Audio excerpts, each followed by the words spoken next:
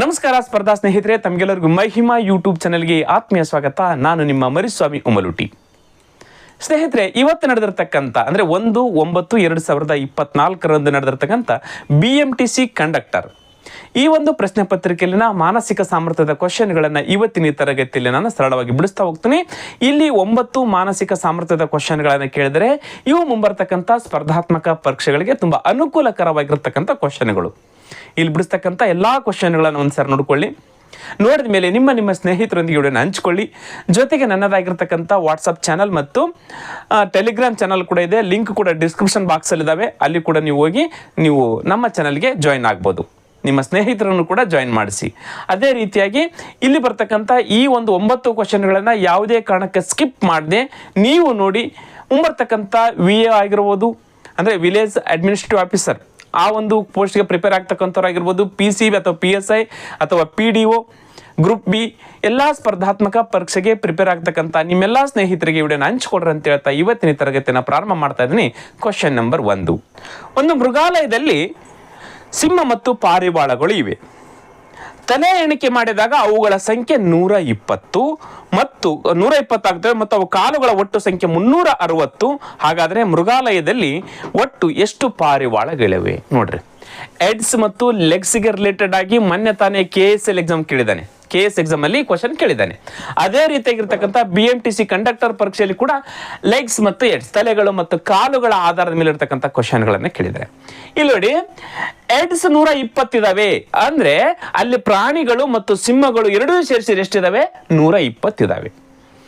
ಹಾಗಾದ್ರೆ ಲೆಗ್ಸ್ 360 ಇದಾವೆ ಅಂದ್ರೆ ಲೆಗ್ಸ್ ಸಿಂಹಗಳಿಗೆ 4 ಇರ್ತವೆ, ಪಾರಿವಾಳಗಳಿಗೆ 2 ಇರ್ತವೆ. ಬಟ್ ಹೆಡ್ಸ್, ತಲೆಗಳು, ಪಾರಿವಾಳಕ್ಕೂ 1 ಹೆಡ್ ಮತ್ತು ಸಿಂಹಕ್ಕೂ ಕೂಡ 1 ಹೆಡ್. ಹಂಗಂದ್ರೆ ಅಲ್ಲಿ ಟೋಟಲ್ ಪ್ರಾಣಿಗಳು 120. ಕ್ಲಿಯರ್ ಇದು? ಎಸ್. ಈಗ ಪಾರಿವಾಳಗಳ ಸಂಖ್ಯೆ ಕೇಳಿದರೆ ಎಷ್ಟು ಸಿಂಪಲ್ ಮಾಡ್ಬೇಕು ಗೊತ್ತಾ? ಇಲ್ಲಿ ಕಾಲುಗಳ ಸಂಖ್ಯೆ ಇದಲ್ಲ, ಆ ಕಾಲುಗಳ ಸಂಖ್ಯೆನ ಅರ್ಧ ಮಾಡಬೇಕು, ಬೈ 2 ಮಾಡ್ಕೊಳ್ಬೇಕು. ಕಾಲುಗಳ ಸಂಖ್ಯೆ ಎಷ್ಟದ? 360 ಇದೆನಾ? ಆ 360ಕ್ಕ 2ರಿಂದ ಡಿವೈಡ್ ಮಾಡಿದ್ಮೇಲೆ ಎಷ್ಟು ಬರುತ್ತೆ? 180 ಬಂತು. 2 1 2, 2 1 2, 1 ಉಳಿತೆ 16 ಆಗುತ್ತೆ. 2 8 16, ಈ 0ಕ್ಕೆ 0, 180 ಬಂತು. ಆ 180ರಲ್ಲಿ ತಲೆಗಳ ಸಂಖ್ಯೆನ ಮೈನಸ್ ಮಾಡಬೇಕು. ತಲೆಗಳ ಸಂಖ್ಯೆ 120 ತಾನೆ. ಆ ತಲೆಗಳ ಸಂಖ್ಯೆನ ಮೈನಸ್ ಮಾಡಿದ್ರೆ ಎಷ್ಟು ಉಳಿತು? 60 ಉಳಿತು ತಾನೆ. ಆ 60 4 ಕಾಲುಗಳುಳ್ಳ ಪ್ರಾಣಿಯ ಸಂಖ್ಯೆ. ಈ 60 ಏನಿದು? 4 ಕಾಲುಗಳುಳ್ಳ ಪ್ರಾಣಿಯ ಸಂಖ್ಯೆ. ಹಾಗಾದ್ರೆ 4 ಕಾಲುಗಳುಳ್ಳ ಪ್ರಾಣಿ ಯಾವುದು? ಸಿಂಹ. ಹಾಗಾದ್ರೆ ಸಿಂಹ ಎಷ್ಟಿದಾವೆ? 60 ಇದಾವೆ. ಸಿಂಹ ಎಷ್ಟಿದಾವೆ? 60 ಇದಾವೆ. ಹಾಗಾದ್ರೆ ಕ್ವಶನ್ ಕೇಳಿರೋದೇನು? ಪಾರಿವಾಳದ್ದು. ಪಾರಿವಾಳ ಎಷ್ಟಿದಾವೆ? 60 ಸಿಂಹಗಳಿದ್ರೆ ಪಾರಿವಾಳ ಎಷ್ಟಿರ್ತವೆ? ಇಲ್ಲಿರ್ತಕ್ಕಂಥ ಟೋಟಲ್ ಪ್ರಾಣಿಗಳೆಷ್ಟು? 120. 120ರಲ್ಲಿ 60 ಸಿಂಹ ಇದ್ರೆ ಉಳಿದಿರ್ತಕ್ಕಂಥ 60 ಯಾವ ಇರ್ತವೆ? ಪಾರಿವಾಳ ಇರ್ತವೆ. ಸಿಂಪಲ್, ಮುಗಿದೈತು ಉತ್ತರ. ಎಷ್ಟು ಈಸಿ ಮಾಡ್ಬೋದಲ್ಲ? ಎಷ್ಟು ಸರಿನಾ ತಪ್ಪ ಅದು ಕೂಡ ನೋಡ್ಬೋದು ನಾವು. ನೋಡ್ರಿ, 60 ಸಿಂಹಗಳಿಗೆ ಎಷ್ಟು ಕಾಲುಗಳು? 4 ಕಾಲುಗಳು. 60 ಪಾರಿವಾಳಗಳಿಗೆ 2 ಕಾಲುಗಳು. ಹಾಗಾದ್ರೆ ಟೋಟಲ್ ಕಾಲುಗಳು 360 ಆಗ್ಬೇಕಲ್ಲ. 6 ನಕ್ಕಲ್ಲಿ 24, 240 ಕಾಲುಗಳು ಸಿಂಹಗಳದು. 6 2 12, 120 ಪಾರಿವಾಳದದು. ಟೋಟಲ್ 360 ಆಯ್ತಾ? 3 6 0, 360 ಬಂತ. ನೋಡ್ರಿ, ಸಿಂಪಲ್ ಆಗಿ ನಾವು ಮಾಡ್ಕೊಳ್ಬೋದು. ಅರ್ಥ ಆಯ್ತು ಸ್ನೇಹಿತರೆ? ಎಸ್, ಅರ್ಥ ಆಗ್ತಿತ್ತು ಅಂತ ಹೇಳಿದ್ರೆ ನಿಮ್ಮ ಸ್ನೇಹಿತರೊಂದಿಗೆ ಬೇಗ ವಿಡಿಯೋನ ಹಂಚ್ಕೊಡ್ರಿ ಅಂತ ಹೇಳ್ತಾ ಮುಂದಿನ ಕ್ವಶನ್ಗೆ ಹೋಗ್ತಾ ಇದ್ದೀನಿ. Question number 2.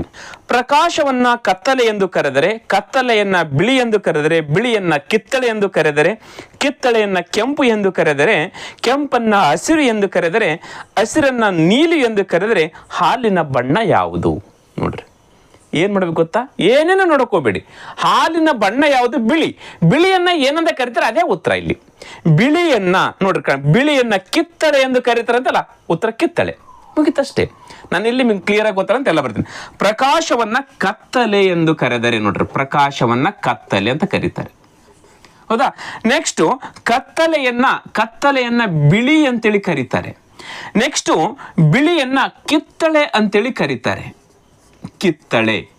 ನೆಕ್ಸ್ಟ್ ಕಿತ್ತಳೆಯನ್ನ ಕೆಂಪು ಎಂದು ಕರೀತಾರೆ, ಕಿತ್ತಳೆಯನ್ನ ಕೆಂಪು ಎಂದು ಕರೆದರೆ, ಕೆಂಪನ್ನು ಹಸಿರು ಎಂದು ಕರೆದರೆ, ಹಸಿರು ಎಂದು ಕರೀತಾರೆ.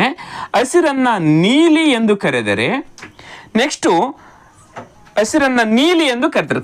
ಇಷ್ಟಕ್ಕೆ ಮುಗೀತು. ಹಸಿರನ್ನ ನೀಲಿ ಅಂತ ಕರೀತಾರೆ. ಇಲ್ಲ ನೋಡ್ರಿ, ಇವು ನಾವು ವಾಸ್ತವವಾಗಿ ಕರಿತಕ್ಕಂಥವು. ಇವುಗಳನ್ನ ಬೇರೆ ರೀತಿಯಲ್ಲಿ ಕರೆದ್ರೆ, ಈ ರೀತಿಯಾಗಿ ಕರೆದ್ರೆ ಪ್ರಕಾಶ ಇರ್ತಕ್ಕ ಅದನ್ನ ಕತ್ತಲೆ ಅನ್ನಬೇಕು. ಇನ್ಮೇಲೆ ಕತ್ತಲನ್ನ ಬಿಳಿ ಅನ್ನಬೇಕು, ಬಿಳಿಯನ್ನ ಕಿತ್ತಳೆ ಅನ್ನಬೇಕು. ಇನ್ಮೇಲೆ ಬಿಳಿಯನ್ನ ಕಿತ್ತಳೆನೇ ಅನ್ನಬೇಕು, ಬಿಳಿ ಅಂತ ಅನ್ನಂಗಿಲ್ಲ. ಹಾಗಾದ್ರೆ ಇಲ್ಲಿ ನಮಗೆ ಬಂದಿರೋ ಕ್ವಶನ್, ಹಾಲಿನ ಬಣ್ಣ ಯಾವುದು? ವಾಸ್ತವವಾಗಿ ಹಾಲಿನ ಬಣ್ಣ ಯಾವುದು? ಬಿಳಿ. ಬಿಳಿ ತಾನೆ. ಹಾಗಾದ್ರೆ ಬಿಳಿನ ಇವಾಗ ಏನಂತ ಕರಿಬೇಕು ನಾವು? ಕಿತ್ತಳೆ ಅಂತ ಕರಿಬೇಕು. ಆನ್ಸರ್ ಇಷ್ಟು. 1 ಸೆಕೆಂಡ್ ಅಲ್ಲಿ ಕಂಡುಹಿಡಿಯಬಹುದು ಉತ್ತರನ. ಕ್ಲಿಯರ್? ಹಾಲಿನ ಬಣ್ಣ ಬಿಳಿ ಅಂದ ತಕ್ಷಣ ಬಿಳಿನ ನಾವು ಏನಂತ ಕರಿತೀವಿ ನೋಡ್ಕೊಂಡ್ಬಿಟ್ರೆ ಏನಿದೆಲ್ಲ ಬರ್ಕೊಳ್ತಕ್ಕಂಥ ಅವಶ್ಯಕತೆ ಇಲ್ಲ. ಅಲ್ಲಿ ನೋಡ್ಕೊಳ್ಬೇಕು, ಬಿಳಿನ ಕಿತ್ತಳೆ ಅಂತ ಕರೀತಾರೆ. ಹಾಗಾದ್ರೆ ಹಾಲಿನ ಬಣ್ಣ ಯಾವುದು? ಕಿತ್ತಳೆ. ಹಾಲಿನ ಬಣ್ಣ ಬಿಳಿ ಅಲ್ಲ, ಹಾಲಿನ ಬಣ್ಣ ಕಿತ್ತಳೆ is right answer. Clear? Yes. ಮುಂದಿನ ಕ್ವಶನ್ 3. 600ರ ಎಷ್ಟು ಶೇಕಡಾವಾರು 480 ಆಗುತ್ತೆ? ನೋಡ್ರಿ, 600ರ ಎಷ್ಟು ಶೇಕಡಾವಾರು 480 ಆಗುತ್ತೆ? ಹಾಗಾದ್ರೆ 600ಕ್ಕೆ 480 ಆದ್ರೆ 100ಕ್ಕೆ ಎಷ್ಟು? 600ಕ್ಕೆ 480 ತಾನೆ. ಹಾಗಾದ್ರೆ ಅದು ಶೇಕಡಾವಾರು ಎಷ್ಟು ಅಂತ ಕ್ವಶನ್ ಕೇಳಿದರೆ ಎಷ್ಟು ಸಿಂಪಲ್ಲು ನೋಡ್ರಿ. 600ಕ್ಕೆ 480 ಆದ್ರೆ ಎಷ್ಟು ಶೇಕಡಾವಾರು? 100ಕ್ಕೆ ಎಷ್ಟು? ಇವೆರಡು 0 ಕ್ಯಾನ್ಸಲ್, ಇವೆರಡು 0 ಕ್ಯಾನ್ಸಲ್. 6 1 6, 6 8 48, ಮುಂದೊಂದು 0. 80% ಈಸ್ ರೈಟ್ ಆನ್ಸರ್. ನೋಡ್ರಿ, 600ಕ್ಕೆ 80% ಅಂದ್ರೆ ಎಷ್ಟಾಗುತ್ತೆ? 480 ಆಗುತ್ತೆ. ಕ್ಲಿಯರ್? ಇಷ್ಟೇ, ಮುಗಿದೋಯ್ತು. 6 8 48, 80%. ಸಿಂಪಲ್ ಆಗಿ ನಾವು 1 ಸೆಕೆಂಡ್ ಒಳಗಡೆ ಉತ್ತರ ಕಂಡುಹಿಡ್ಕೊಳ್ಬೋದನ್ನ. ಆಯ್ಕೆಲಿ ಇದನ್ನ 80%. ಎಸ್, ಆಯ್ಕೆ ಸಿ ಈಸ್ ರೈಟ್ ಆನ್ಸರ್. 600ರ ಎಷ್ಟು ಶೇಕಡಾವಾರು 480? 600ರ 80 ಶೇಕಡಾವಾರು 480 is right answer. Clear? Yes. Next question 4. ಒಂದು ಕುಟುಂಬದ ABCDEF ಎಂಬ 6 ಮಂದಿ ಸದಸ್ಯರು ಒಟ್ಟಿಗೆ ಪ್ರಯಾಣಿಸುತ್ತಿದ್ದಾರೆ. ಒಂದು ಕುಟುಂಬ, ಒಂದೇ ಕುಟುಂಬ ಇದೆ ಇಲ್ಲಿ. ಆ ಒಂದು ಕುಟುಂಬದಿಂದ 6 ಜನರು ಏನ್ ಮಾಡ್ತಾ ಇದ್ದಾರೆ? ಟ್ರಾವೆಲ್ ಮಾಡ್ತಾ ಇದ್ದಾರೆ. ಯಾರ್ಯಾರು ಅಂತ ಹೇಳ್ತಾ ಇದ್ದಾರೆ? ರಕ್ತ ಸಂಬಂಧಕ್ಕೆ ರಿಲೇಟೆಡ್ ಆಗಿರ್ತಕ್ಕಂಥ ಕ್ವಶನ್. ಬಿ ಸದಸ್ಯ ಸಿಯ ಮಗ. ಬಿ ಯಾರಿಲ್ಲಿವರು? ಸಿಯ ಮಗ. ಸಿಯ ಮಗ. ನೋಡ್ರಿ, ಸಿಯ ಮಗ. ಕೆಳಗಡೆ ಜನರೇಷನ್ ಹೋಯ್ತು. ಯಾರು? ಬಿ. ಬಿ ಸದಸ್ಯ ಸಿಯ ಮಗ ಅಂತೆ. ಮಗ ಇದ್ರೆ ಹಿಂಗ ಚೌಕ್ ಹಾಕೊಳ್ಳೋಣ, ನಮಗೆ ಈಸಿಯಾಗಿ ಕಂಡಿಡ್ಲಿಕ್ಕೆ ಬರುತ್ತೆ. ಇಲ್ಲಿ ಪುರುಷರು ಸ್ತ್ರೀಯರು ಸಂಕೇತಿಸ್ತಾ ಇದೆ ನಾವು. ನೆಕ್ಸ್ಟ್ ಜನರೇಷನ್ಗೆ ಯಾವ ರೀತಿ ಹಾಕಬೇಕು, ಸೇಮ್ ಜನರೇಷನ್ಗೆ ಯಾವ ರೀತಿ ಯಾರೋ ಮಾರ್ಕ್ಗಳನ್ನ ಹಾಕಬೇಕು, ಪುರುಷರಿದ್ರೆ ಯಾವ ರೀತಿ ಹಾಕಬೇಕು, ಸ್ತ್ರೀಯರಿದ್ರೆ ನಮ್ಮ ಸಂಕೇತಕ್ಕೋಸ್ಕರ ಆಗ್ತಕ್ಕಂಥದ್ದು. ಎಸ್. ಈಗ ಇಲ್ಲಿ ಬಿ ಸದಸ್ಯ ಸಿಯ ಮಗ. ಹಾಗಾದ್ರೆ ಬಿಗೆ ಸಿ ತಂದೆರಾಗ್ಬೋದು, ತಾಯರಾಗ್ಬೋದು, ಯಾವುದೋ ಒಂದು ಆಗ್ಬೋದು. ಬಟ್ ಬಿ ಇವನ ಅಥವಾ ಇವಳ ಮಗ. ಕ್ಲಿಯರಾ? ಎಸ್.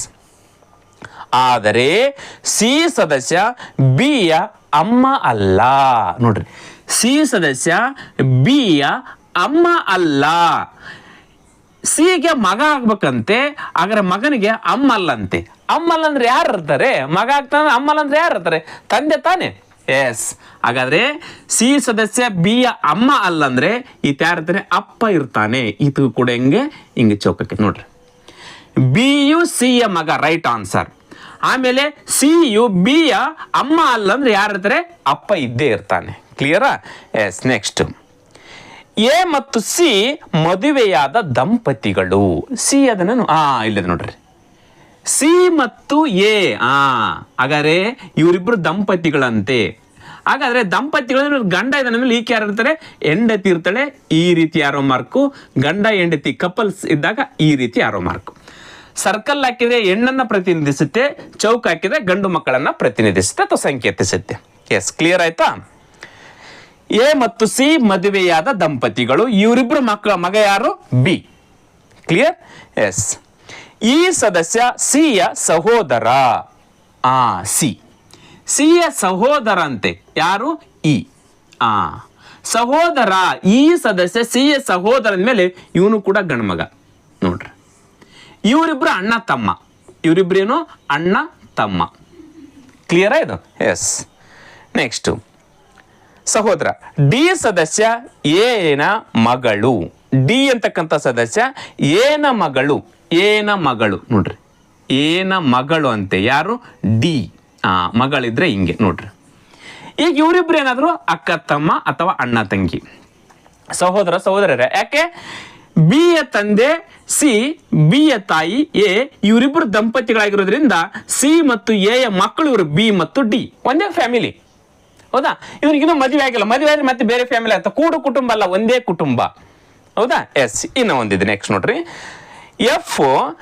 ಎಫ್ ಸದಸ್ಯ ಬಿ ಯ ಸಹೋದರಿ ಅಲ್ಲ. ಬಿ ಯ ಸಹೋದರಿ ಅಲ್ಲ ಅಂದ್ರೆ ಯಾರು ಇರ್ತಾರೆ? ಸಹೋದರ ಇರ್ತಾನೆ. ನೋಡ್ರಿ, ಎಫ್ ಸದಸ್ಯ ಬಿ ಯ ಸಹೋದರಿ ಅಲ್ಲ. ಇಲ್ಲೇ ಯಾಕೆ ತೆಗೆದುಕೊಂಡ್ರೆ ಇದೊಂದು ಫ್ಯಾಮಿಲಿ. ಒಂದಲ್ಲಿ ಇಲ್ಲಿ ತೆಗೆದುಕೊಂಡ್ರೆ ಇವನು ಮಗ ಅಂತ ತೆಗೆದುಕೊಂಡ್ರೆ ಇವನು ಸಹೋದರಿ ಅಲ್ಲ ಅಂತಂದ್ಮೇಲೆ, ಸಹೋದರಿ ಅಲ್ಲ ಅಂದ್ಮೇಲೆ ಈ ಮಗ ಅಥವಾ ಮಗಳಂತ ತೆಗೆದುಕೊಂಡ್ರೆ ಇವನಿಗೆ ಮಗ ಅಥವಾ ಮಗಳಾದ ಮೇಲೆ ಸಪರೇಟ್ ಫ್ಯಾಮಿಲಿ ಆಗುತ್ತೆ. ಹೌದು ತಾನೆ? ಅಥವಾ ಈಕೆ ಅಣ್ಣ ಅಥವಾ ತಮ್ಮ ಅಥವಾ ಅಕ್ಕ ಅಥವಾ ತಂಗಿ ಅಂತ ತೆಗೆದುಕೊಂಡ್ರೆ ಇದು ಬೇರೆ ಫ್ಯಾಮಿಲಿ ಆಗುತ್ತೆ. ಒಂದೇ ಕುಟುಂಬ ಅನ್ನೋದ್ರ ಸಲುವಾಗಿ ಬಿ ಯ ಸಹೋದರಿ ಅಲ್ಲ ಎಫ್ ಅಂದ್ಮೇಲೆ, ಎಫ್ ಸದಸ್ಯ ಬಿ ಯ ಸಹೋದರಿ ಅಲ್ಲ ಅಂದ್ಮೇಲೆ ಸಹೋದರ ಇದ್ದೇ ಇರ್ತಾನೆ. ಅದ್ರ ಸಲ ಮೊದಲೇ ಹೇಳ್ಬಿಡಿದ್ರೆ ಒಂದೇ ಒಂದು ಕುಟುಂಬ ಅಂತೇಳಿ. ಕ್ಲಿಯರ್? ಎಫ್ ಸದಸ್ಯ ಬಿ ಯ ಸಹೋದರಿ ಅಲ್ಲ ಅಂದ್ಮೇಲೆ ಸಹೋದರ ಇರ್ತಾನೆ. ಕ್ಲಿಯರ್ ಇದು? ಹಾಗಾದ್ರೆ ಕುಟುಂಬದಲ್ಲಿ ಎಷ್ಟು ಮಂದಿ ಪುರುಷ ಸದಸ್ಯರಿದ್ದಾರೆ? ಚೌಕಗಳು ನೆನೆಸಿಬಿಟ್ರೆ ಎಷ್ಟದ ಚೌಕಗಳು ನೋಡ್ರಿ. 1 ಚೌಕ, 2 ಚೌಕ, 3 ಚೌಕ, 4 ಚೌಕ. ಹಾಗಾದ್ರೆ ಈ ಕುಟುಂಬದಲ್ಲಿ 4 ಜನ ಪುರುಷರಿದ್ದಾರೆ, 2 ಮಹಿಳೆಯರಿದ್ದಾರೆ. ಕ್ವಶನ್ ಕೇಳಿಲ್ಲ ಅದನ್ನ. ದ ರೈಟ್ ಆನ್ಸರ್ 4 ಕರೆಕ್ಟ್ ಆಗಿರ್ತಕ್ಕಂಥ ಉತ್ತರ. ಆಯ್ಕೆ 1 ಕರೆಕ್ಟ್ ಆಗಿರ್ತಕ್ಕಂಥದ್ದು. ಕ್ಲಿಯರ್? ಅರ್ಥ ಆಯ್ತು ಇದು? ಎಸ್ ಸ್ನೇಹಿತರೆ, ನಮ್ಮ ಚಾನಲ್ ಇದೆ ಅಂತ ಈಗಾಗಲೇ ಹೇಳ್ತಾ ಇದ್ದೀನಿ, ಎಲ್ಲರೂ ಜಾಯ್ನ್ ಆಗಿ, ಜೊತೆಗೆ ನಿಮ್ಮ ಸ್ನೇಹಿತರೊಂದಿಗೆ ವಿಡಿಯೋನ ಹಂಚ್ಕೊಳ್ರಿ. ಇನ್ನೂ ಉಳಿದಿರ್ತಕ್ಕಂಥ ತುಂಬಾ ವಿಡಿಯೋಗಳಿದಾವೆ, ಅವೆಲ್ಲವುಗಳನ್ನ ಹಂಚ್ಕೊಳ್ರಿ ಅಂತ ಮುಂದಿನ ಕ್ವಶನ್ ಹೋಗ್ತಾ ಇದ್ದೀನಿ. Question number 5. ಪ್ರಶ್ನಾರ್ಥಕ ಚಿಹ್ನೆಯ ಸ್ಥಾನದಲ್ಲಿ ಅಂಕಿಯನ್ನ ಗುರುತಿಸಿ. ನೋಡ್ರಿ, ಈ ಸ್ಥಾನದಲ್ಲಿ ಪ್ರಶ್ನಾರ್ಥಕ ಇದೆ ಕ್ವಶನ್ ಅಲ್ಲಿ. ಈ ರೀತಿಯಾಗಿರ್ತಕ್ಕಂಥ ನಂಬರ್ ಸೀರೀಸ್ ಅನ್ನ ಕೊಟ್ಟಿದ್ದಾರೆ. ಈ ಸಮಸ್ಯೆಗಳನ್ನ ಬಿಡಿಸುವಾಗ ತುಂಬಾ ಕಷ್ಟಗಳು ಇವು. ಹೆಂಗಪ್ಪ ಇದು, ಯಾವ ರೀತಿ ಅದ, ಯಾವ ಲಾಜಿಕಲ್ ಅದ, ಯಾವ ರೀತಿ ಬಿಡಿಸಬೇಕು. ಆದರೆ ತಿಳಿದ ತಕ್ಷಣ ತುಂಬ ಈಸಿ, ಇಷ್ಟೇನಾ ಅಂತ ಅನ್ಸುತ್ತೆ. ಇಲ್ಲ, ತುಂಬ ಈಸಿ ಆಗಿರ್ತಕ್ಕಂಥ, ಈಗಾಗಲೇ ನೀವೇನಾದ್ರೂ ಗೊತ್ತಿದ್ರೆ ಓಕೆ, ನಿಮ್ಗೇನಾದ್ರೂ ಗೊತ್ತಿಲ್ಲ ಅಂತಂದ್ರೆ ನಾವು ಬಿಡಿಸಿ ತುಂಬ ಟಫ್ ಅನ್ಸಿ, ಏನು ಕೊಟ್ಟಿದ್ದಾರಪ್ಪ ಇದು, ಯಾವ ರೀತಿ ಕೊಟ್ಟಿದ್ದಾರೆ, ಬಿಡಿಸ್ಲಿಕ್ಕೆ ಆಗ್ತಾ ಇಲ್ಲದ ಅಂತ ಅನ್ಸುತ್ತೆ.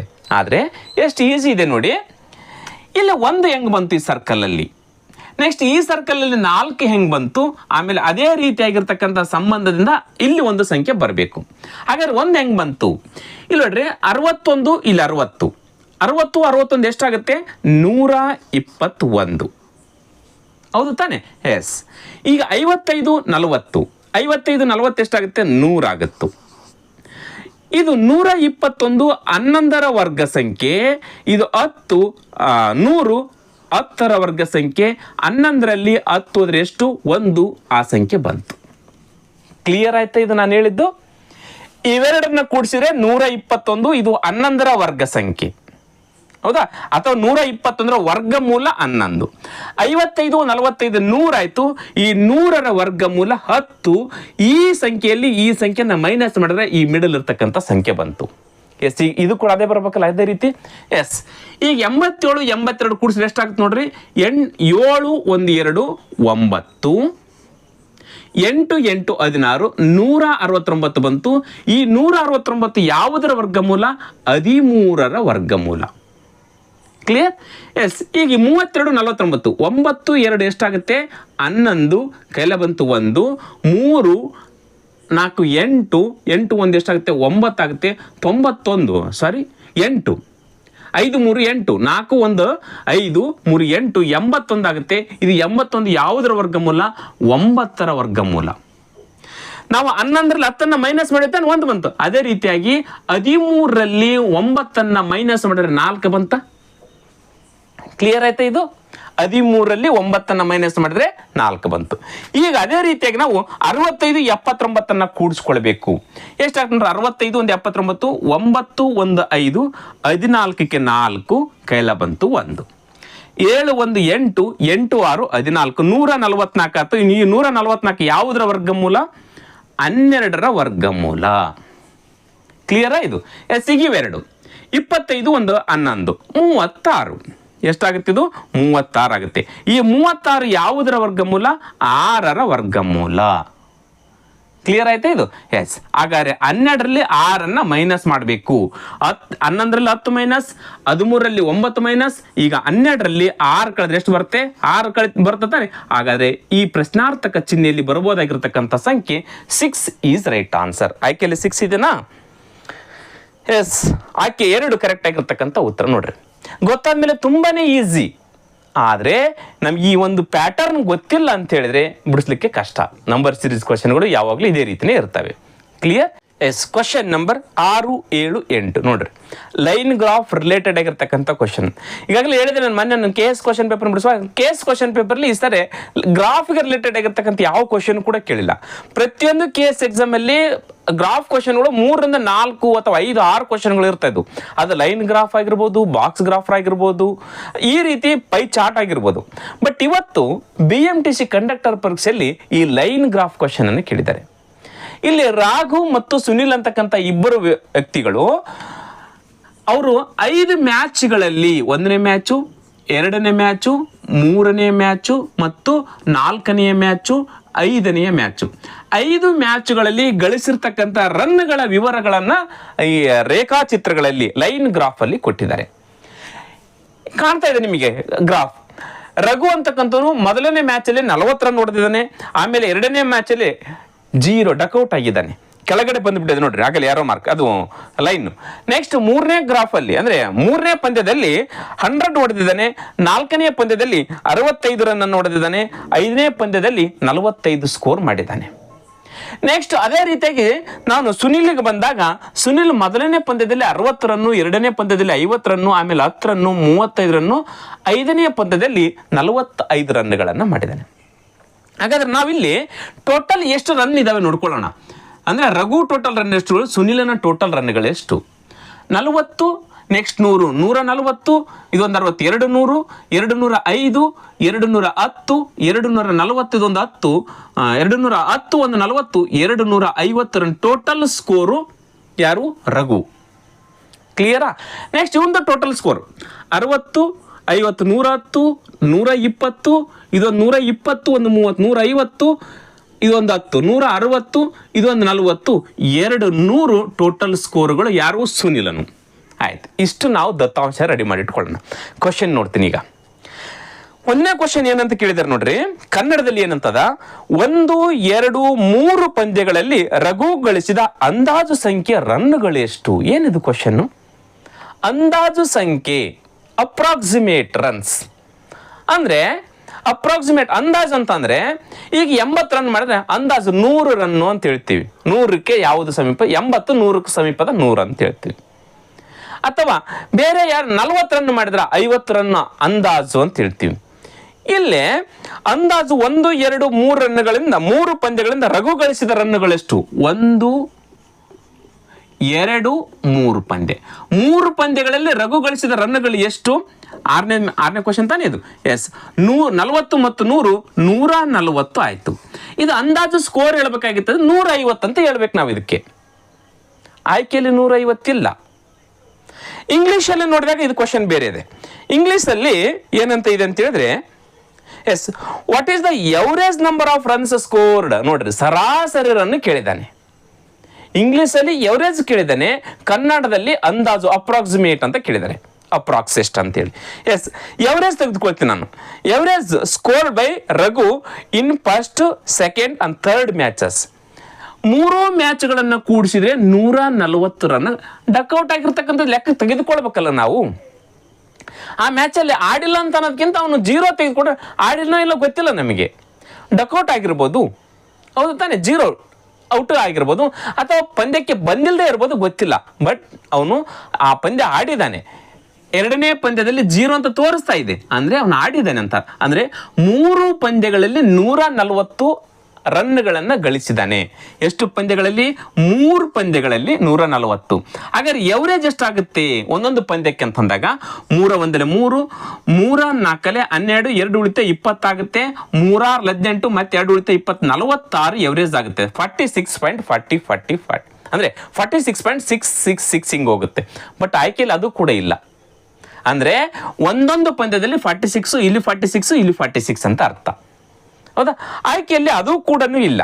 ಹಾಗಾದ್ರೆ ಇದು ಯಾವ ರೀತಿ ಉತ್ತರ ಕೊಡ್ತಾರೆ ನೋಡೋಣ, ಅದು ಕಾದು ನೋಡೋಣ ಇದಕ್ಕೆ ಉತ್ತರ ಯಾವುದು ಬರಬಹುದು ಅಂತೇಳಿ. ಇಲ್ಲಿ ಅವ್ರು ಏನಂತ ಮಾಡಿದಾರೆ ಅನ್ಕೊಂಡು ನಾನು ಅನ್ಕೊಳ್ತೀನಿ, ಇವೆರಡರದೇ ಲೆಕ್ಕಕ್ಕೆ ತೆಗೆದುಕೊಂಡಿರ್ಬೋದು ಅವರು.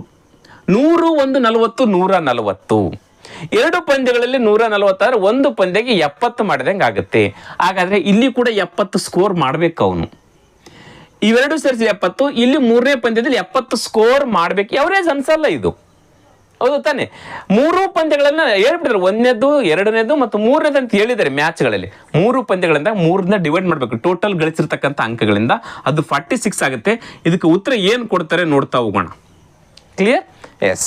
ನೆಕ್ಸ್ಟ್ ಇದೇ ಕ್ವಶನ್ಗೆ ರಿಲೇಟೆಡ್ ಆಗಿರ್ತಕ್ಕಂಥ 2ನೇ ಕ್ವಶನ್ ಏನಂತ ಕೇಳಿದ್ರೆ ನೋಡ್ರಿ, ಕ್ವಶನ್ ನಂಬರ್ 7 ಏನಂತ ಕೇಳಿದ್ದಾರೆ.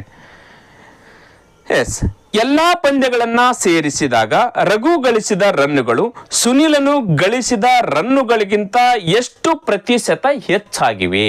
ನೋಡ್ರಿ, ಸುನೀಲನ ರನ್ನುಗಳು, ರಘುನ ಗಳಿಸಿರ್ತಕ್ಕಂಥ ರನ್ನುಗಳು ಸುನೀಲ್ ಗಳಿಸಿರ್ತಕ್ಕಂಥ ರನ್ನುಗಳಿಗಿಂತ ಎಷ್ಟು ಹೆಚ್ಚಿದವೆ, ಅವು ಶೇಕಡವಾರು ಹೇಳಬೇಕು. ಈಗಿಲ್ಲೇ ಸುನೀಲ್ ಗಳಿಸಿರ್ತಕ್ಕಂಥದ್ದು 200, ರಘು ಗಳಿಸಿರ್ತಕ್ಕಂಥದ್ದು 250. 200ಕ್ಕೆ ಎಷ್ಟು ರನ್ನು ಜಾಸ್ತಿ ಇದಾವೆ? 50 ರನ್ನು ಜಾಸ್ತಿ ಇದಾವೆ. ನೋಡ್ರಿ, 200 ಸ್ಕೋರ್ಗೆ 50 ರನ್ನು ಜಾಸ್ತಿ ಮಾಡಿದ್ದಾನೆ ಯಾರು? ರಘು. 200 ಸುನಿಲ್ 50 ರನ್ನು ಜಾಸ್ತಿ ಮಾಡಿದ್ದಾನೆ, ಹೆಚ್ಚು ಮಾಡಿದ್ದಾನೆ. ಹಾಗಾದ್ರೆ 100ಕ್ಕೆ ಎಷ್ಟು ಮಾಡಿದಂಗೆ ಆಯ್ತು? ಇವೆರಡು ಜೊರೆ ಕ್ಯಾನ್ಸಲ್, ಇವೆರಡು ಜೊರೆ ಕ್ಯಾನ್ಸಲ್. 2 ಒಂದಲೆ 2 25 50, 25% ಸ್ಕೋರ್ ಜಾಸ್ತಿ ಮಾಡಿದ್ದಾನೆ. The right answer 25% score. ನೋಡ್ರಿ, ಎಷ್ಟು ಸಿಂಪಲ್ ಮಾಡ್ಬೋದು ನಾವಿಲ್ಲಿ.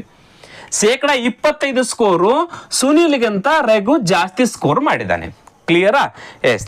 ನೆಕ್ಸ್ಟ್ ಕ್ವಶನ್ 8 ನೋಡಿ. ಎಲ್ಲಾ ಪಂದ್ಯಗಳಲ್ಲಿ ಸುನೀಲ್ ಮತ್ತು ರಘು, ನೋಡ್ರಿ ಇದು ಇಂಪಾರ್ಟೆಂಟ್. ಸುನೀಲು ಮತ್ತು ರಘು, ಸುನೀಲ್ ಮತ್ತು ರಘು ಗಳಿಸಿದ ರನ್ನುಗಳ ಅನುಪಾತ ಎಲ್ಲಾ ಪಂದ್ಯಗಳಲ್ಲಿ ಸುನೀಲು ಮತ್ತು ರಘು ಗಳಿಸಿರ್ತಕ್ಕಂಥಂತಂದ್ರೆ ಸುನೀಲ್ ಎಷ್ಟು ಬರುತ್ತೆ? ಇಲ್ಲಿ 200 ಬರುತ್ತೆ. ರೇಷಿಯೋ ರಘುದು ಎಷ್ಟದ? 250. ನೀವೇನಾದ್ರೂ ಎಕ್ಸಾಮ್ ಅಲ್ಲಿ ತರಾತುರಿಯಲ್ಲಿ 250 ಮತ್ತು 200 ಹಚ್ಕೊಂಡ್ಬಿಟ್ರೆ ಅಂದ್ರೆ ಉತ್ತರ ಬರುತ್ತೆ. ಈಗ ನೋಡಿ, ಈ ಕಡೆ 200 ಹಚ್ಕೊಂಡ್ಬಿಡ್ತೀನಿ, ಮೊದಲು ರಘುದ ಹಚ್ಕೊಂಡ್ಬಿಡ್ತೀರಿ, ಆಮೇಲೆ ಸುನೀಲ್ ಹಚ್ಕೊಂಡ್ಬಿಡ್ತೀರಿ. ಅಲ್ಲಿ ಕ್ವಶನ್ ಕೇಳಿದ್ದೇನು ಕೇಳಿದಾನೆ, ಕ್ಲಿಯರ್ ಆಗಿ ಹೇಳಿದಾನೆ, ಸುನೀಲ್ ಮತ್ತು ರಘು, ಸುನೀಲ್ ರೇಷಿಯೋ ರಘು. ಹಾಗಾದ್ರೆ ಸುನೀಲನು 200, ರಘು 250. ಈ ಜುರೆ ಕ್ಯಾನ್ಸಲ್, ಈ ಜುರೆ ಕ್ಯಾನ್ಸಲ್. 5 ಮೇಲೆ 2 ಹೋಗ್ತಾ ತಾನೆ, 5 4 20, 5 5 25, 4 ರೇಷಿಯೋ 5 ಕರೆಕ್ಟ್ ಆಗಿರ್ತಕ್ಕಂಥ ಉತ್ತರ. ನೋಡ್ರಿ ಎಷ್ಟು? 4 ರೇಷಿಯೋ 5 ಈಸ್ ಕರೆಕ್ಟ್ ಆಗಿರ್ತಕ್ಕಂಥ ಉತ್ತರ. ಕ್ಲಿಯರ್? ಎಸ್. 6, 7, 8ನೇ ಕ್ವಶನ್ ಈಸಿಯಾಗಿ ಅರ್ಥ ಆದವು ಸ್ನೇಹಿತರೆ. ಎಸ್, ಮೊದಲನೇ ಕ್ವಶನ್ ನೋಡೋಣ, ಅದಕ್ಕೆ ಯಾವ್ದು ಸರಿಯಾಗಿರ್ತಕ್ಕಂಥ ಉತ್ತರ ಕೊಡ್ತಾರೆ ಅಂತಕ್ಕಂಥದ್ದು. ಕ್ಲಿಯರ್? ಎಸ್. ಇಲ್ಲಿ 70 ಬರ್ಬೋದು ಅಥವಾ 46.66 ಇಲ್ಲ ಅಂದಮೇಲೆ ಅದಕ್ಕೆ ಯಾವ್ದು ಉತ್ತರ ಕೊಡ್ತಾರೆ ನೋಡೋಣ. Clear? Yes. Next question 9. Archana ಮನೆಯಿಂದ ಸೂರ್ಯನಿಗೆ ಮುಖ ಮಾಡಿಕೊಂಡು ನೇರವಾಗಿ 9 ಕಿಲೋಮೀಟರ್ ನಡೆಯುತ್ತಾಳೆ. ನಂತರ ಬಲಕ್ಕೆ ತಿರುಗಿ 4 ಕಿಲೋಮೀಟರ್ ನಡೆಯುತ್ತಾಳೆ. ನಂತರ ಮತ್ತೆ ಬಲಕ್ಕೆ ತಿರುಗಿ 2 ಕಿಲೋಮೀಟರ್ ನಡೆಯುತ್ತಾಳೆ. ಮತ್ತೆ ನಂತರ ಬಲಕ್ಕೆ ತಿರುಗಿ 2 ಕಿಲೋಮೀಟರ್ ನಡೆಯುತ್ತಾಳೆ. ಆಕೆ ಮತ್ತೊಮ್ಮೆ ಬಲಕ್ಕೆ ತಿರುಗಿ 5 ಕಿಲೋಮೀಟರ್ ನಡೆಯುತ್ತಾಳೆ. ಹಾಗಾದ್ರೆ ಆಕೆ ನಡೆಯಲು ಆರಂಭಿಸಿದ ಸ್ಥಳದಿಂದ ಎಷ್ಟು ದೂರದಲ್ಲಿದ್ದಾಳೆ? ನೋಡ್ರಿ, ಮೋಸ್ಟ್ಲಿ ಡೈರೆಕ್ಷನ್ಗೆ ರಿಲೇಟೆಡ್ ಆಗಿರ್ತಕ್ಕಂಥ ಈ ಕ್ವಶನ್ ತಪ್ಪಿದೆ ಅಂತ ನನ್ನ ಭಾವನೆ. ಯಾಕೆ ತಪ್ಪಿದೆ ಅಂತ ಹೇಳ್ತೀನಿ. ಅದಕ್ಕಿಂತ ಮುಂಚೆ 4 ಟರ್ನ್ ಕೂಡ ರೈಟ್ ಟರ್ನ್ ಇದೆ. ಯಾವಾಗ 4 ಟರ್ನ್ ರೈಟ್ ಇದೆ ಅಂತಂದ್ರೆ ಯಾವ ದಿಕ್ಕಿನ ಕಡೆಗೆ ಮೊದಲು ಮುಖ ಮಾಡಿ ಹೋಗ್ತಾ ಇದ್ಲು, ಕೊನೆಯದಾಗಿ ಕೂಡ ಅದೇ ದಿಕ್ಕಿನ ಕಡೆಗೆ ಮುಖ ಮಾಡಿ ಹೋಗ್ತಾಳೆ. ಯಾಕಂತಂದ್ರೆ ಸೇಮ್ ಟರ್ನ್ ಇದೆ. Right turn, right turn, right turn, right turn. 4 right turn ಆದ್ಮೇಲೆ ಮೊದಲು ಯಾವ ದಿಕ್ಕಿಗೆ? ಸೂರ್ಯನ ಕಡೆಗೆ ತಾನೆ. ಸೂರ್ಯ ಎಕಡೆ ಆದ್ರೂ ಇರಲಿ, ನಾವೀಗ ಇಲ್ಲಿ ಸೂರ್ಯ ಈ ಕಡೆ ಪೂರ್ವದ ಕಡೆಗೆ ಅಂತ ಇಟ್ಕೊಳ್ರಿ. ಇಲ್ಲಿಂದ ಸ್ಟಾರ್ಟ್ ಮಾಡ್ತಾಳೆ, ಹೋಮ್ ಇಲ್ಲಿದೆ. ಇಲ್ಲಿಂದ ಸೂರ್ಯನ ಕಡೆಗೆ ಮುಖ ಮಾಡಿ 9 ಕಿಲೋಮೀಟರ್ ನಡೀತಾಳೆ. ಎಷ್ಟು? 9 ಕಿಲೋಮೀಟರ್ ನಡೆದ್ಲು, ಹೌದು ತಾನೆ? 9 ಕಿಲೋಮೀಟರ್ ನಡೆದ್ಲು. ಇಲ್ಲಿ ಬಂದು ನಿಂತ್ಕೊಂಡ್ಲು. ಇಲ್ಲಿಗೆ ರೈಟ್ ಟರ್ನ್ ಯಾವ್ದಿರುತ್ತೆ? ಇದು ರೈಟ್ ಇರುತ್ತೆ, ಇದು ಲೆಫ್ಟ್ ಇರುತ್ತೆ. ರೈಟ್ ಟರ್ನ್ ಆಗಿ 4 ಕಿಲೋಮೀಟರ್ ಹೋಗ್ತಾಳೆ, ಹೌದಾ? ಎಷ್ಟು ಕಿಲೋಮೀಟರ್ ಬಂದ್ಲು? 4 ಕಿಲೋಮೀಟರ್ ಬಂದ್ಲು. ಈಗ 4 ಕಿಲೋಮೀಟರ್ ಇಲ್ಲಿ ರೈಟ್ ಟರ್ನ್ ಆಗ್ತಾಳೆ. ಮತ್ತೆ ಈಗ ಇಲ್ಲಿ ಒಂದು ಟರ್ನ್ ಆಯ್ತು. ನೆಕ್ಸ್ಟ್ ರೈಟ್ ಟರ್ನ್ ಅಂದ್ರೆ ಈ ಕಡೆ ಬರ್ತಾಳೆ. ಈ ಕಡೆ ಎಷ್ಟು ಕಿಲೋಮೀಟರ್ ಹೋಗ್ತಾಳೆ? 2 ಕಿಲೋಮೀಟರ್ ಹೋಗ್ತಾಳೆ. ನೋಡ್ರಿ, 2 ಕಿಲೋಮೀಟರ್ ಬಂದ್ಲು, ಹೌದಾ, 2 ರೈಟ್ ಟರ್ನ್ ಅದು. ಮತ್ತೆ ಇಲ್ಲಿದ್ದ ರೈಟ್ ಟರ್ನ್ ಆಗ್ತಾಳಂತೆ, ರೈಟ್ ಟರ್ನ್ ಈ ಕಡೆ ರೈಟ್ ಟರ್ನ್ ಹಾಕಿ ಹೋಗ್ತಾಳೆ. ಈ ಕಡೆ ಕೂಡ ಎಷ್ಟು ಹೋಗ್ತಾಳೆ, 2 ಕಿಲೋಮೀಟರ್. ಇದು 4 ಇದೆಯಲ್ಲ, 4ರ ಅರ್ಧ 2 ಕಿಲೋಮೀಟರ್ ಬರ್ತಾಳೆ, 2 ಕಿಲೋಮೀಟರ್. ಹೌದಾ, ಇಲ್ಲಿ ಕೂಡ ನೋಡ್ರಿ 1 ಟರ್ನ್ ಆಯ್ತು, 2 ಟರ್ನ್ ಆಯ್ತು, 3 ಟರ್ನ್ ಅದು. ಕೊನೆಯದಾಗಿ ಮತ್ತೆ ರೈಟ್ ಟರ್ನ್ ಆಗಿ 5 ಕಿಲೋಮೀಟರ್ ಹೋಗ್ತಾಳಂತೆ. 5 ಕಿಲೋಮೀಟರ್ ಅಂತಂದ್ರೆ ಎಷ್ಟು ದೂರ ಆಗುತ್ತೆ ನೋಡ್ರಿ, ಇಲ್ಲಿದ್ದಿಗೆ 2 ಕಿಲೋಮೀಟರ್ ಆಯ್ತು, ಇದು 2 ಐತಾನೆ 2. ಹಾಗಾದ್ರೆ ಇನ್ನು ಎಷ್ಟು ಹೋಗ್ಬೇಕು, 3 ಕಿಲೋಮೀಟರ್ ಹೋಗ್ಬೇಕು. ಎಸ್, ಇಲ್ಲಿಗೆ ಬಂದ್ಲು, ಇಲ್ಲಿ ಬಂದು ನಿಂತ್ಕೊಂಡ್ಲು. ಕ್ಲಿಯರಾ? ಎಸ್. ಈ ಕ್ವಶನ್ ಕೇಳಿದ್ದೇನು, ಪ್ರಾರಂಭಿಕ ಸ್ಥಳದಿಂದ ಎಷ್ಟು ದೂರದಲ್ಲಿದ್ದಾಳೆ ಇದನ್ನು ಕೇಳಿದ್ದಾರೆ. ನೋಡ್ರಿ, ಪ್ರಾರಂಭಿಕ ಸ್ಥಳದಿಂದ ಎಷ್ಟು ದೂರದಲ್ಲಿದ್ದಾಳೆ. ನಿಮಗೊಂದು ಅಂದಾಜು ಗೊತ್ತಾಗುತ್ತೆ. ಇಲ್ಲಿದ್ದಿಲ್ಲಿಗೆ 9 ಐತಿ, ಇಲ್ಲಿದ್ದಿಲ್ಲಿಗೆ 9 ಕಿಲೋಮೀಟರ್ಗಿಂತ ಜಾಸ್ತಿ ಇದ್ದೇ ಇರ್ತತಾನೆ. ಹೌದಾ, ಇಲ್ಲಿಂದ ಹಿಡಿದು ಇಲ್ಲಿಗೆ 9 ಅದ. ಹಾಗಾದ್ರೆ ಇಲ್ಲಿಂದ ಹಿಡಿದು ಈ ಎಂಡಿಂಗ್ ಪ್ಲೇಸ್ ವರೆಗೂ 9ಕ್ಕಿಂತ ಜಾಸ್ತಿ ಇರುತ್ತೆ. ಆಯ್ಕೆಗಳಲ್ಲಿ 9ಕ್ಕಿಂತ ಜಾಸ್ತಿ ಯಾವುದೂ ಇಲ್ಲ. ಇಲ್ಲೇ ಗೊತ್ತಾಗ್ತದೆ ನಮಗೆ ಇದು ಉತ್ತರ ತಪ್ಪದ. ಉತ್ತರ ತಪ್ಪಿಲ್ಲ, ಕ್ವಶನ್ ತಪ್ಪದ. ಇಲ್ಲಿ ಒಂದೇನೋ ಟರ್ನ್ ಚೇಂಜಸ್ ಮಾಡಬೇಕಿತ್ತು, ಬೇರೆ ಕಡೆ ಟರ್ನ್ ಕೊಡಬೇಕಿತ್ತು, ಅಥವಾ ಇಲ್ಲಿ ಟರ್ನ್ ಆಗಿರ್ತಕ್ಕಂಥ ಡಿಸ್ಟೆನ್ಸ್ ಏನಾದರೂ ಬೇರೆ ಚೇಂಜಸ್ ಏನಾದರೂ ಕೊಡಬೇಕಿತ್ತು. ಹೌದಾ, ಏನೋ ತಪ್ಪಿದೆ ಇದರಲ್ಲಿ. ಕ್ಲಿಯರ್? ಈಗ ನೋಡೋಣ. ಈಗ ಇಲ್ಲಿದ್ದ ಇಲ್ಲಿಗೆ ಎಷ್ಟದ, 5 ಕಿಲೋಮೀಟರ್ ಅದ. ಇದು 2, ಇದು 3, 5 ಅದ. ಹಾಗಾದ್ರೆ ಇಲ್ಲಿದ್ದ ಇಲ್ಲಿಗೆ ಎಷ್ಟದ, ಟೋಟಲ್ 4 ಅದ. 2 ಕಿಲೋಮೀಟರ್ ಇಲ್ಲಿ ಬಂದಾದ್ಮೇಲೆ ಇಲ್ಲಿ 2 ಕಿಲೋಮೀಟರ್ ಅದ. ಹಾಗಾದ್ರೆ ಇಲ್ಲಿದ್ದ ಇಲ್ಲಿಗೆ ಎಷ್ಟದ, 2 ಕಿಲೋಮೀಟರ್ ಅದ. ಹಾಗಾದ್ರೆ ಇಲ್ಲಿದ್ದಿಲ್ಲಿಗೆ ಎಷ್ಟದ ನೋಡ್ರಿ, ಇಲ್ಲಿದ್ದಿಲ್ಲಿಗೆ ಎಷ್ಟದ, ಇಲ್ಲಿದ್ದಿಲ್ಲಿಗೆ 2 ಅದ. ಟೋಟಲ್ ಇದು ಎಷ್ಟಿರುತ್ತೆ, ಇಲ್ಲಿದ್ದಿಲ್ಲಿಗೆ ಕೂಡ ಅಷ್ಟೇ ಇರುತ್ತೆ. ಇದು 9 ಇದೆ ಮೇಲೆ, ಇಲ್ಲಿದ್ದಿಲ್ಲಿಗೆ 2 ಇದೆ ಮೇಲೆ ಇದು ಎಷ್ಟಿರುತ್ತೆ, 7 ಇರುತ್ತೆ. ಹಾಗಾದ್ರೆ ಟೋಟಲ್ ಇಲ್ಲಿಂದ ಇಲ್ಲಿಗೆ ಎಷ್ಟಾಯ್ತು, 7, 2, 9, 3, 12 ಆಯ್ತು. ನೋಡ್ರಿ,